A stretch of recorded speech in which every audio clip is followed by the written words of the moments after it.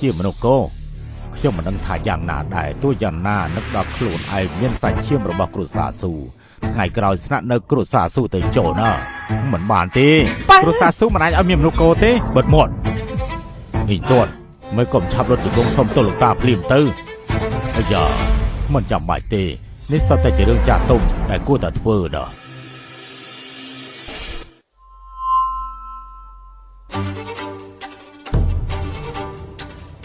ចិនយើងដូចជាសាច់ឆ្កែអញ្ចឹងសម្រាប់ពួកឯងគឺជាអំណោយមួយ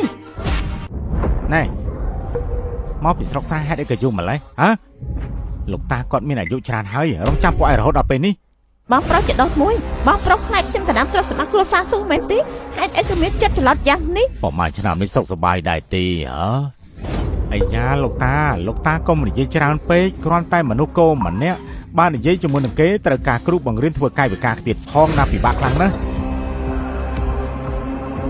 យើងដឹងបងប្រុសឯងខានជួបគ្នា7ឆ្នាំហើយមិនគួររំលឹកពីអតីតកាលទេខានស្អែកគឺជាខុសកំណត់ព្រះអង្គម្ចាស់ចិនណាយើងអ៊ីទាន់បើខ្លាចជាមនុស្សមិនស្គាល់គ្នាបើមានរស័យកាឡើងពួកគេប្រកាសជាថាយើងគ្មានរចនាបថជាគ្រួសារធំណាស់ឯងធំប៉ុណ្ណឹងហើយហេតុផលប៉ុណ្ណឹងក៏ឯងមិនយល់ដែរតែខ្ញុំលោកបាញ់កំខឹងអី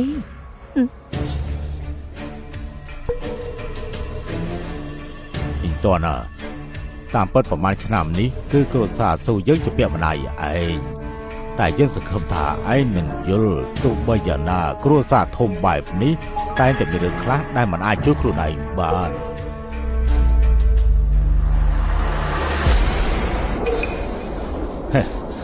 ជាមនុស្សគោខ្ញុំមិនដឹងថាយ៉ាងណាដែរទោះយ៉ាងណានឹកដល់ខ្លួនឯងមានសាច់ឈាមរបស់គ្រួសារស៊ូថ្ងៃក្រោយស្នាក់នៅគ្រួសារស៊ូទៅចូលណាមិនបានទេគ្រួសារស៊ូមិនអាចឲ្យមានមនុស្សគោទេបិទមាត់អីទាត់មើលកុំឆាប់រត់ជង្គង់សុំទោសលោកតាភ្លាមទៅអាយ៉ាមិនចាំបាច់ទេនេះសុទ្ធតែជារឿងចាស់ទុំដែលគួរតែធ្វើដល់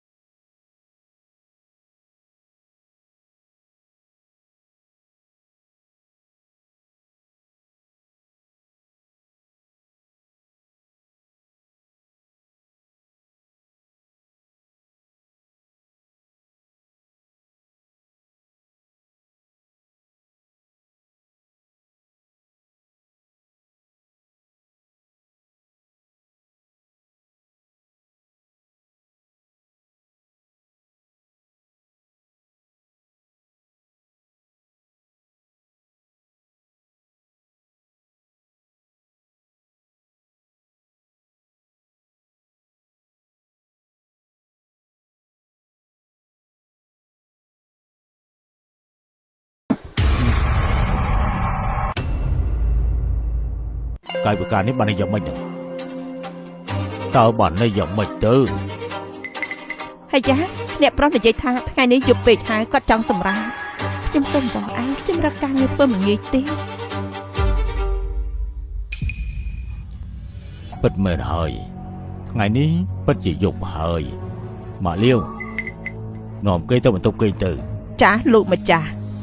អ្នកប្រុសសូមអញ្ជើញមកខាងនេះមានច្បាប់ទម្លាប់មិនក៏មិនជ្រាបសួរចាស់ទុំរួចហើយសឹមចាក់ចេញហ៎តែឯងជាមនុស្សចាស់ទុំប្រភេទណាទេគេនិយាយថាគេដឹងហើយលើកក្រោយមានការប្រុងប្រយ័ត្នបើសិនវាមិនមែនសម្រាប់សមាធិស្ងៀមទេពីថ្ងៃទៀតនឹងមានភាពល្អឥតខ្ចោះខ្ញុំចង់ដាក់បណ្ណាសាសណាចាំបន្តិច